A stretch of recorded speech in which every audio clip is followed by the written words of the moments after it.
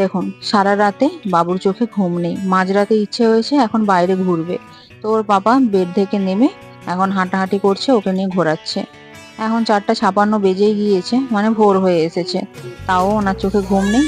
ওর পাপা অনেকক্ষণ ঘোরানোর পরে যেহেতু আমার কোলে দিয়ে দিয়েছে, তাই কান্না শুরু করে দিয়েছে। জানে কান্না শুরু করলে আবার ঘোরাতে থাকবে। একটা ভালো টেকনিক বুঝে গিয়েছে। সারা রাত্রি সবার ঘুমের ছুটি করে দিয়ে এখন নিজে সুন্দর ঘুমাচ্ছে। আর আমাদের ঘুমগুলো গেল। প্রত্যেকটা রাত প্রায় এরকমই কাটতে থাকে।